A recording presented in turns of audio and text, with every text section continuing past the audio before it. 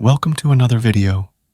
So, there's a new AI code editor in town, and this one is actually by Alibaba, the parent company of Qwen and other stuff, which is interesting to see. Qoder is basically what Cursor or Tray or Windsurf or Kiro is, but this is much newer and lacks a lot of features as of now. But it is free for now, without any annoying rate limits at the moment. You are unable to select the model here, but they say that they use Sonnet or OpenAI. So, it is still fine. It has intelligent codebase search, advanced repository insights, memory, and obviously tool use. Apart from the general AI code editor features, you have one thing that is called Quest. Quest is basically like Jules or Codex. It allows you to give it a task and then let it run in the background. Once the task is done, you can come back to it and check for updates. It's basically like Jules or Codex in how it aims to work and everything. So, I'll discuss that as well. It also indexes your code, and it also has a feature called Repo Wiki, which makes a whole documentation style thing for your codebase, which is kind of cool as well. It also has integrated memory, and it is obviously compatible with MCPs, tools, and everything. So, that's kind of cool. Now let's just get into it and check it out for ourselves.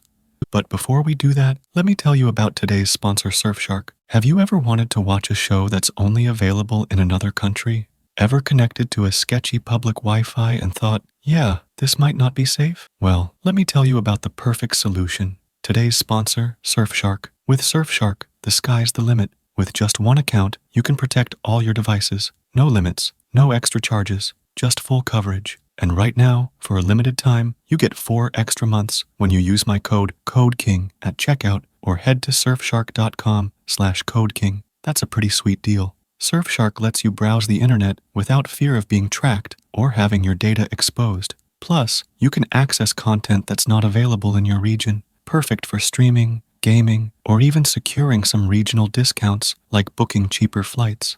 They've got over 3,200 servers in 100 countries, a strict no-logs policy, and the speed? Super fast. So if you want a VPN that's more than just a VPN, a real guardian for the online world, check out Surfshark. Go to surfshark.com/CodeKing or use code CODEKING at checkout for 4 extra months. It's for a limited time, and they have got limited spots, so don't miss it. Now, back to the video. First of all, download it and then sign up for an account. One thing that I have noticed is that it is not as performant. They have added some animations which just feel not as snappy and a bit sluggish at multiple times, especially at the first start. Anyway, once you have got it, this is what it looks like. It looks a lot like plain VS Code and not anything new. Kiro and Tray both have their own style, which I really like, but this one doesn't have that. It's more like just VS Code. Anyway, on the right, you can see this panel. This is also pretty simple, and you have 2 options here, which are the Agent and Ask options. Ask won't use any edit or write tools and comes in handy for general chat, while Agent will use tools and allow you to make changes to the code base and everything that a general coding agent does. If you want to add any context manually, for example, if you want it to work on a specific file, then you can do that quite easily with the Add Context option here and then selecting the file accordingly.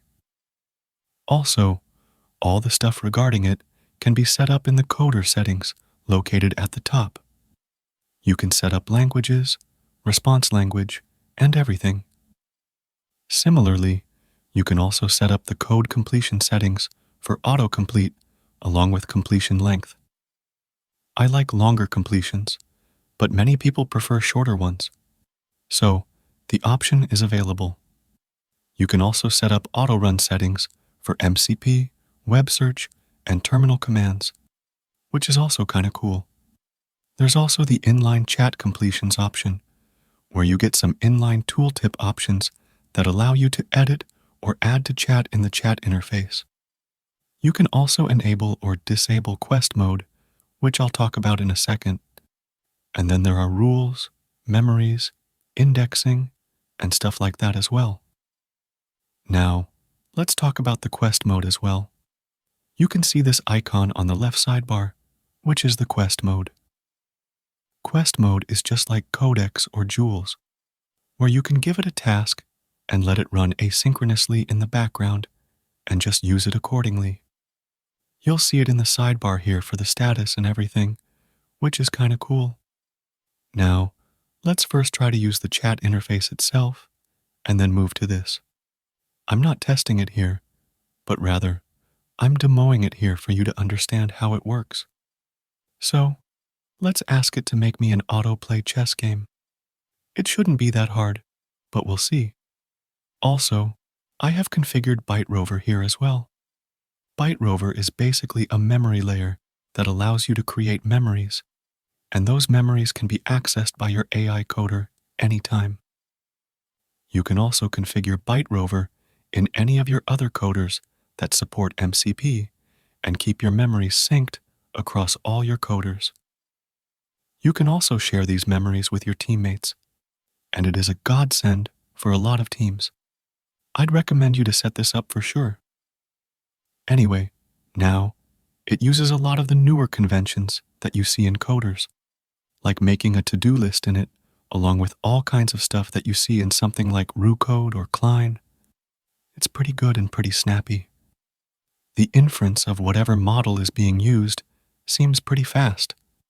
In a bit, it gets it done and also runs the server. Now, I can go ahead and start it, and you can see that this looks pretty good and works without any issues. I have used it a bit, and I think that it doesn't always use Sonnet. Sometimes it feels like Sonnet, but the speed feels like Qwen 3 coder. So, I am not sure how it works under the hood, but still, it's free as of now, and I'd have liked to see a model picker, but that isn't available yet.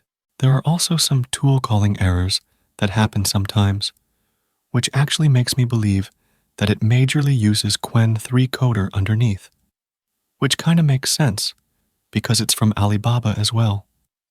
Though, I think that they have increased the performance of that model a lot with their own techniques and the contraption that they have built around it. Now, there's also the quest mode. Let's try to use that as well.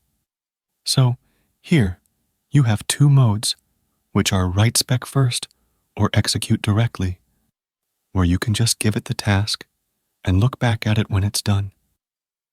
The first one will make a plan first and ask you for approval, which is similar to what Jules does. Anyway, let's ask it to make me a Minecraft clone here. Now, what you'll see is that it will go ahead and then create a plan first, because I used the spec first option. Once the plan is made, you can move to the next part. Make sure that you have a Git repo set up, and if you don't, then set it up and then restart it, because it will keep giving you errors without that. Anyway, hit start now, and then it will basically do what the chat interface does, like making a to-do list or stuff like that. Though, stuff here will be an auto-approve, and it allows you to move away from this and work on your own stuff, and then come back once it's done.